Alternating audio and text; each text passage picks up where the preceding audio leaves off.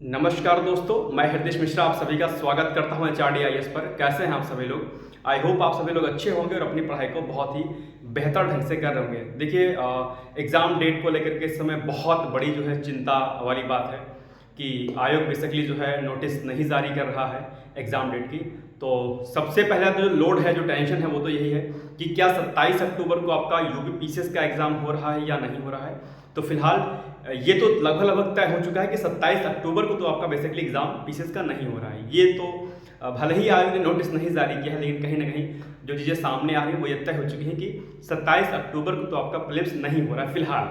ठीक है, लेकिन मैं आपसे कहूँगा कि आप प्रिपरेशन जो करें वो 27 अक्टूबर को मान के चलें। अपने आप से आप ढिलाई स्वयं से ना करें, क्योंकि एक लंबे समय से आप प्रीलिम्स की तैयारी कर रहे हैं और अभी भी अगर आप ब्रेक कर लेंगे अपनी पढ़ाई को, अगर आप इसको थोड़ा सा टेंशन में लेंगे, लोड में लेंगे, तो ये फिर आपके लिए दरअसल क्या हो रहेगा, हार्मफुल रहेगा। तो अभी आप 27 अक्टूबर मान के चलो।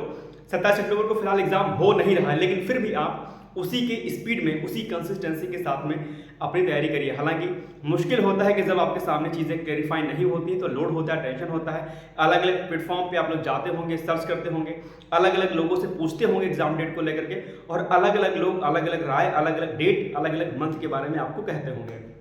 मैं आपसे बस इतना कहना चाहता हूं कि फिलहाल 27 अक्टूबर को तो एग्जाम नहीं हो रहा है। अब दो स्थितियां जनरेट होती हैं आपके सामने। कौन कौन सी वो दो स्थितियां हैं, एग्जाम डेट कब हो सकता है, इस पर हम लोग चर्चा करें। उसके पहले आपसे छोटी सी रिक्वेस्ट है कि अगर आप मेरे चैनल पर नए हैं तो प्लीज़ आप लोग चैनल को सब्सक्राइब कर लीजिएगा, क्योंकि यूपी पीसीएस, आरओ और अन्य किसी भी प्रतियोगी परीक्षाओं के बारे में यहाँ पर न सिर्फ जानकारी दी जाती है, बल्कि सटीक जानकारी के साथ साथ में आपको तैयारी से संबंधित बहुत प्रकार की जानकारियां और करंट अफेयर्स वगैरह आपको समय समय पर प्रोवाइड कराया जाता है। ठीक है, तो आप लोग प्लीज़ चैनल को सब्सक्राइब कर लीजिएगा। अगर वीडियो हमारा अच्छा लगेगा तो प्लीज़ वीडियो को लाइक कर दीजिएगा और साथ ही साथ में शेयर जरूर कर दीजिएगा। तो आइए हम लोग बातें करते हैं थोड़ा सा एग्जाम डेट पर, और उस पर हम लोग फिर चर्चा करेंगे कि दरअसल जो एग्जाम डेट आपकी होगी उसके अकॉर्डिंग हमारी जो प्रिपरेशन होनी चाहिए, यानी कि जो हमारी स्ट्रैटेजी होनी चाहिए, वो बेसिकली कैसी होनी चाहिए। तो इन सभी बिंदुओं पर हम लोग चर्चा करेंगे, इसलिए आप लोग प्लीज़ धैर्य के साथ वीडियो को सुनिएगा। पहली बात, एग्जाम डेट तो अक्टूबर में नहीं हो रहा है, एक बात। दूसरी बात, अब डेट जो है दरअसल 2 मंथ्स की आ रही है, मतलब एक तो आ रहा है कि दिसंबर में हो जाए। ठीक है, आयोग की फिलहाल मंशा ये है कि क्या कहते हैं, एग्जाम दरअसल 2 शिफ्ट में, मतलब 2 दिन आयोजित किया जाए। ठीक है, और उसके लिए अमेंडमेंट वगैरह करना पड़ेगा, आप सभी लोग जानते होंगे, उस पर हम लोग डिटेल्स में नहीं जाएंगे। जो मंथ एग्जाम के आ रहे हैं सामने, वो आ रहे हैं आपका दिसंबर माह और मार्च और अप्रैल आ रहा है। ठीक है, मार्च महीना, मार्च अप्रैल मतलब 2025 का। ठीक है, 2025 में मार्च अप्रैल का। अब ये एक लोड है कि अगर इतना लेट एग्जाम अगर जाता है तो फिर थोड़ा सा लोड और टेंशन और समय का जो एक कीमत है वो कहीं ना कहीं जो है हमारी बर्बाद होगी। एक लंबे समय से जो हम संघर्ष करते आ रहे हैं वो उस पर थोड़ा सा कहीं ना कहीं विराम लगेगा और हम जो है फिर से शिथिल पड़ जाएंगे, अपनी तैयारी को छोड़ देंगे। ठीक है, तो आप लोग बस कोशिश यही कर सकते हैं कि ट्वीट और आयोग को मेल, और जो भी कर सकते हैं आप अपने स्तर पर आप लोग करिए कि फिलहाल आयोग कम से कम दिसंबर माह में आपका एग्जाम करा ले। ठीक है, एक बात तो ये हो गई। अब हम चर्चा करते हैं अगर इन केस मार्च या अप्रैल जाता है, जब भी जाए। अब मैं आपसे बस एक बात इतना कहना चाहता हूं कि प्लीज़ अगर आप लोग को रियली में अगर सिलेक्शन चाहिए तो उसके लिए बस एक ही चीज़ है, और वो ये कि अब आप एग्जाम डेट पर फोकस मत करें। ये मेरा आपसे पर्सनली जो है, मेरा आपसे क्या है, रिक्वेस्ट है, आप अपनी चीज़ों पर फोकस करें। जब भी एग्जाम होगा आप अपने को इतने बेहतर तरीके से तैयार रखिए कि आयोग एग्जाम कल करा ले तो आप प्रीलिम्स और मेंस और इंटरव्यू तक पहुंचने के काबिल रहें। आपको इस स्थिति तक पहुंचाना है।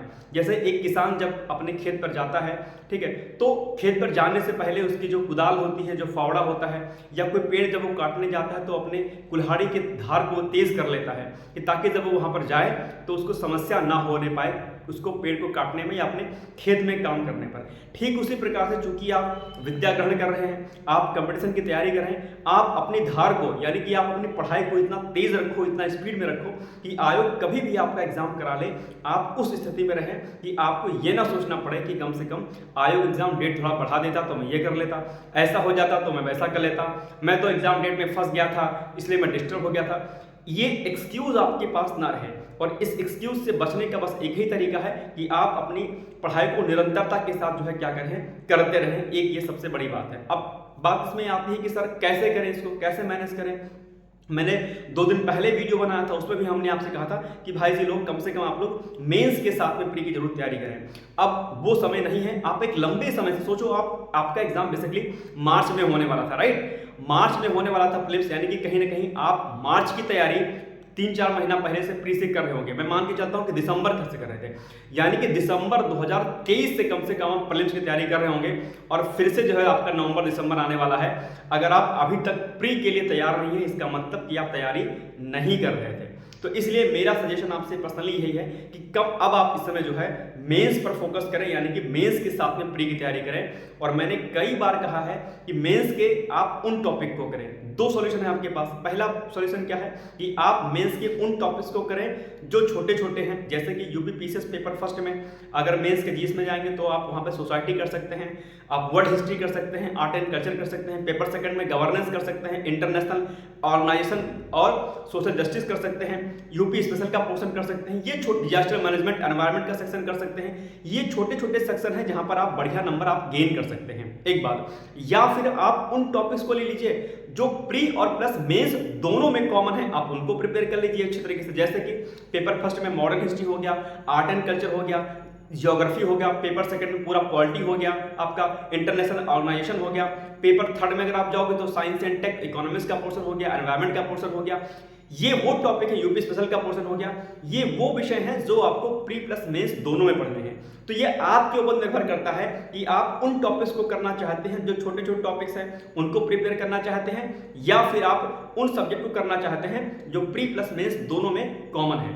तो ये आप तय करना है कि आपको बेसिकली क्या कुछ करना है बेहतर तरीके से।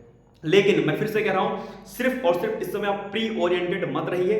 और सबसे अहम और सबसे खास बात वो ये कि अभी आप मेंस की तैयारी तो करिए, लेकिन मेंस के साथ में आपको क्या काम करना है, मेंस के साथ में बेसिकली आपको जो है आंसर राइटिंग प्रैक्टिस जरूर करनी है।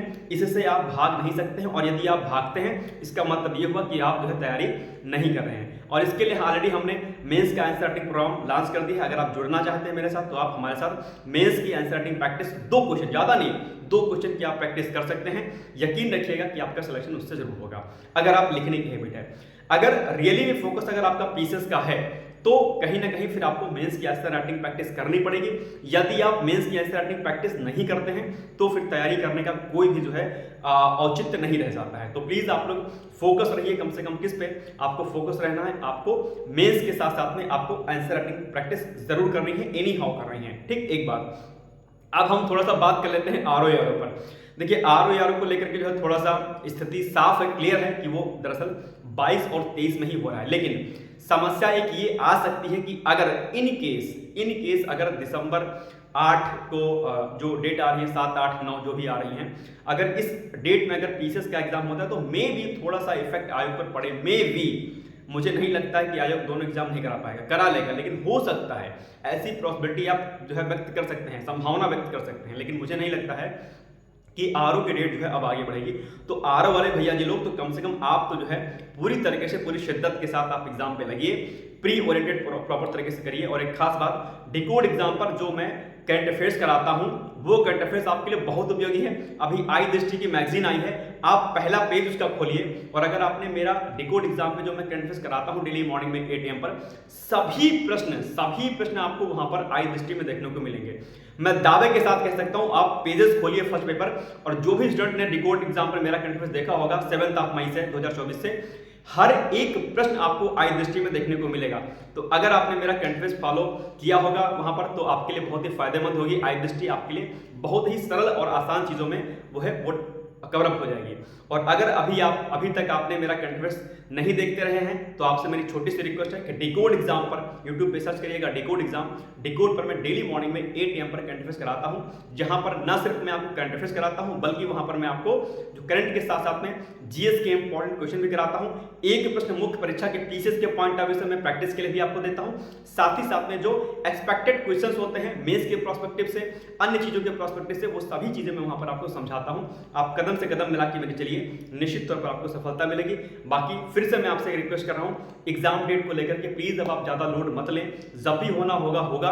आप प्री और मेंस दोनों की तैयारी करिए, अपने ऊपर धैर्य रखिए, अपने ऊपर भरोसा रखिए। मेरा साथ, मेरा सपोर्ट आपके साथ है।